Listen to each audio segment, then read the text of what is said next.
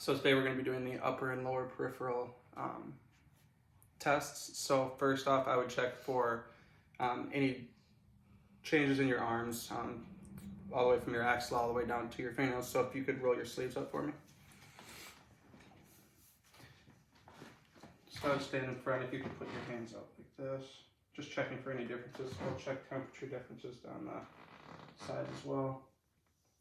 Nothing seems out of place there, so if you could turn your hands over, so then I'll just do, put some pressure on your nail. It should go white for a little bit, but then the blood should come back to the hand. Everything looks normal there. So then from there, we'll go into the hydration test of the test, which is just a Turner test. So if you could just put your hand out like this, then I'll just pull it up like this. Everything looked good there. Good there. So if that would stay up a little too long and not basically snap back into place, it could be dehydration. So from there, we'll find the radial pulse, ulnar pulse, and brachial pulse. So if you could twist your hand over again, just like that, and have your feet flat on the floor for me.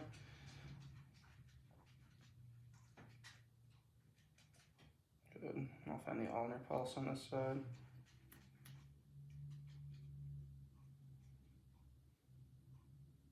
And I'll find the brachial on this side. So if you could push up into my hand. So it's just medial to the brachial. You're good. Medial to the brachial, or the biceps tendon. Everything felt good there. So then I'll go to the other side and we'll test all three of those again. So if you could put your hand out for me. Check the radial. Good.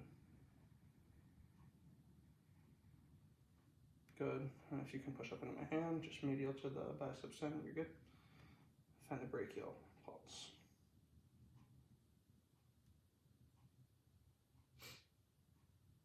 Everything felt good there.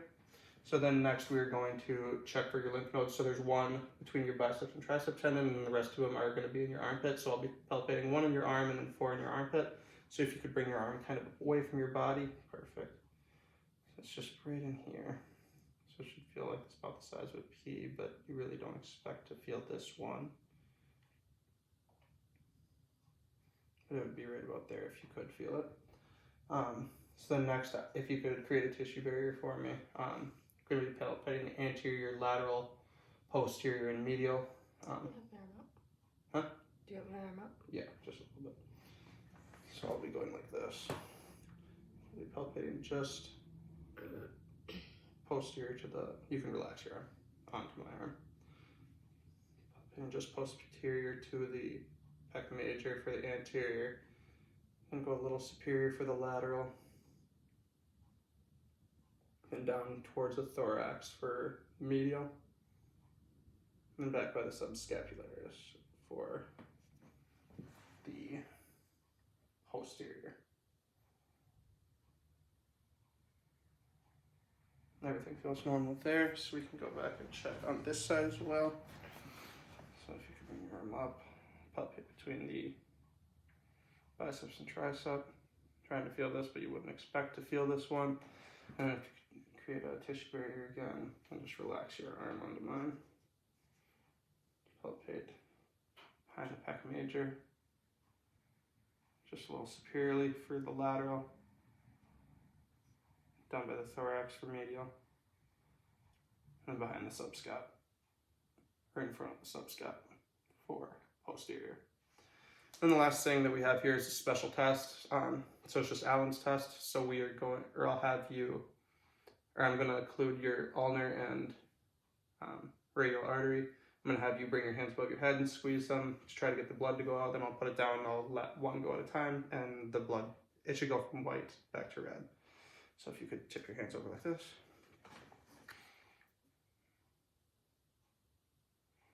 All right, so if you could squeeze your hand a few times, like open and close it. Right, and then hold it shut. Like that. Open your hand. Good. And if you can do that same thing again, open and close. And keep it closed. Open. Good. So now we'll check that same thing on your right arm. Put your hand out like this. Awesome.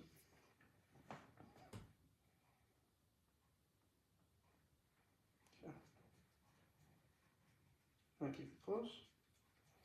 Open. Awesome. Same thing. Open and close. You can keep it closed. Open. And good. The color came back just like we would expect it to. So then now we'll go into the lower extremity test. So I'll have the patient lay down and we can get into the lower leg. You would normally want to be wearing shorts. She's able to pull her pants up enough where I'm able to get to everything. So if you could lay down for me. On my stomach? No, on your back. So yes, if you can pull your pants up, basically like they're shorts, even a little farther, would be awesome.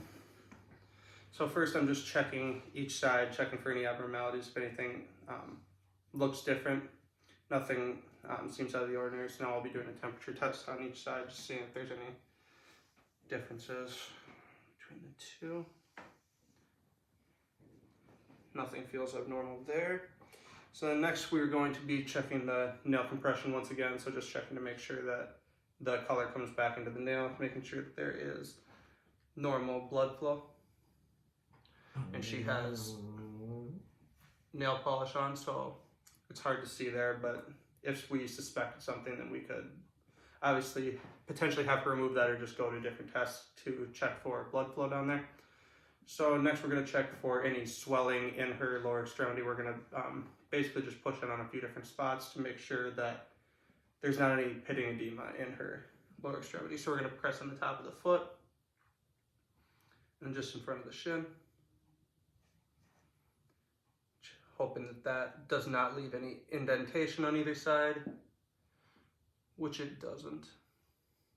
So then next you just continue to check for anything. You would do this at the beginning, or I did this at the beginning, but just checking for any scaling or any thickening of the skin anywhere that would indicate a different kind of condition. And then from there, we're going to check the rest of the pulses in the lower leg. So we'll check the dorsalis pedis, and then we're going to check behind the medial malleolus, popliteal, and the femoral artery. So I'll check this bilaterally on both sides.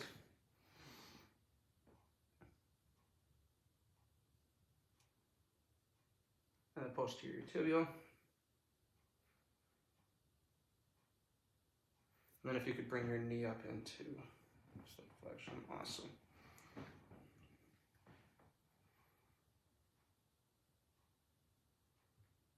Good, and then you can do the same thing with this leg.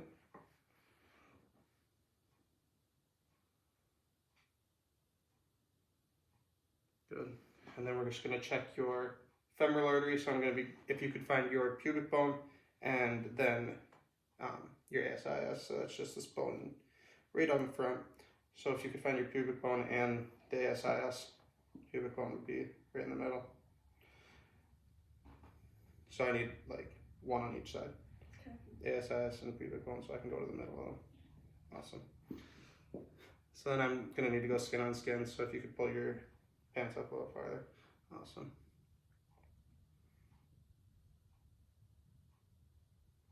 That pulse feels good, so then I'll do the same thing on the other side.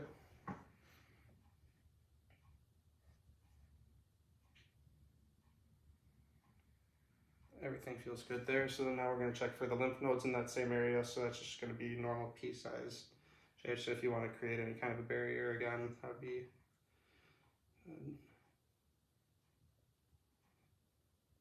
everything feels normal with that. So then now I'm going to auscultate and listen for that same femoral artery, just making sure that everything sounds normal with that. So if you could pull your pant leg up again, and I'll listen with the bell of the stethoscope.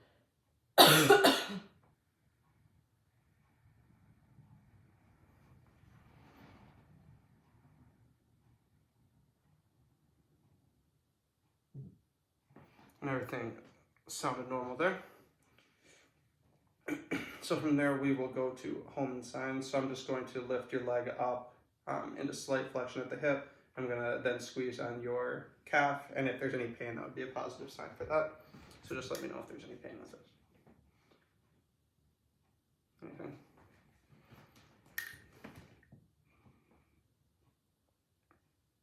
Any pain with this? No. Good. And then also when I was up here checking for the lymph nodes, I would have checked for any hernias. When I was palpating the area, I did not feel anything. So next we're going to just lift her legs up to try to get the blood out of her feet, and then I'll have her sit up to see if the blood returns to her feet normally. So I would lift both of her legs up, and I would hold for about 60 seconds to let the blood run out of her feet.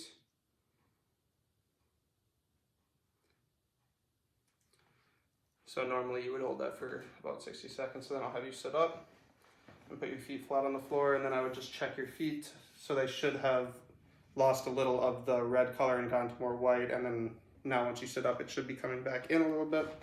So then last, we're gonna do the venous tap test. So if I can have you stand up. No, I'm gonna need those still up. Okay. So here I'm gonna be palpating the medial leg and the medial thigh. So I'm gonna feel, I'm just gonna palpate up top, and I'll tap down by your knee and just feel if I can feel any vibrations up top. So if you could pull the pants up a little bit again. Awesome.